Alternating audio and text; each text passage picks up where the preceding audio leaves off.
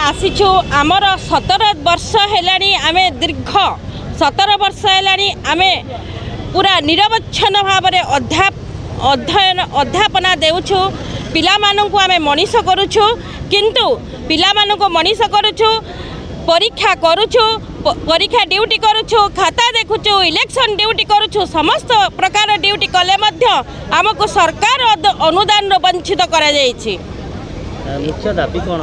आमर मुख्य दाबी आमे 8 रु 13 जो केते जन व्यक्ति टीचिंग नॉन टीचिंग स्टाफ अच्छु आमको जीआई परिसर भुक्त करा जाओ आमको पूर्वतन सरकार जो प्रकार भाव में आमको ठकी दिला मोहन चरण माझी आपण तो लोकंकर सरकार ना आपण आमको ठकंतुनी आमर धैर्यर सीमा तुटी गलानी आपण तो निजे शिक्षक दिले आपण आम पेटे आउ नात मारतुनी आपण आउ पेटे नात मारतुनी आपण 7th पे कमिशन अन्य मानक देले अन्य मानकर टीए डीए बढ़ाउछंती किंतु आमे 3-4 हजार टंका रे आम परिवार प्रतिपोषण केमती करिवो वर्तमान समाज এই যে বজার মহঙ্গারে আমি 2-3 হাজারে বঞ্চিবু কেমিতি যদি কিছু না হচ্ছে আপনার দরমার আমাকে দিয়ন্তু আমি বঞ্চিবু না যদি সে জিনিস ন করতে তাহলে এইটি আসি আমি রাজরাস্তায় আত্মাহুতি দেব এবং কিরোসিন পোড়ি হয়ে মরিবু আপন হি বিচার করন্তু আউ কিছু কইবেনি আপন হি বিচার করন্তু। আমার গোটিয়ে দাবি 1/6/2008 রু 30/11/2013 পর্যন্ত एक नूतन अनुदान नीति प्रणयन करा जाऊ यह आमर गोटे दाबी दीर्घ आम 17 वर्ष है बेसरकारी कॉलेज यथा 488 662 एवं नूतन भाव तो गढ़ी उठा 77 उभय उच्च माध्यमिक विद्यालय और महाविद्यालय आम कार्य करुच्छे दीर्घ 17 वर्ष है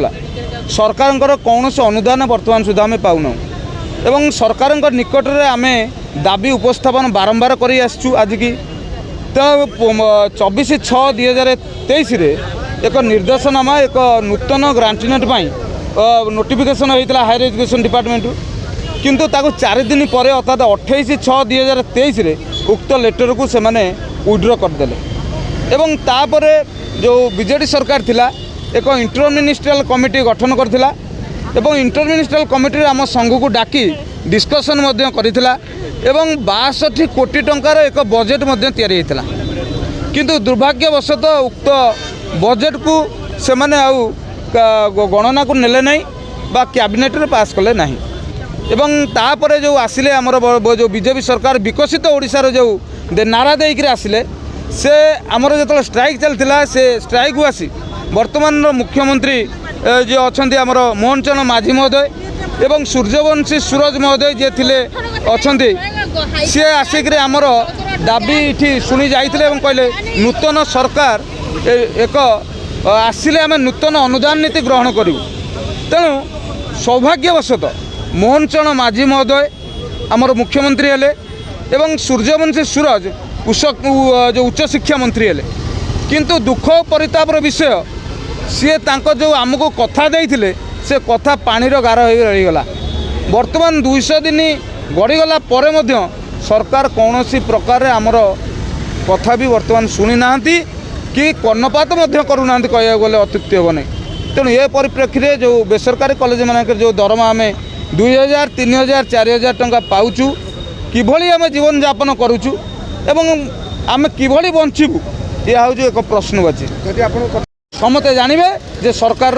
को भली नीति शिक्षा क्षेत्र में ग्रहण कर।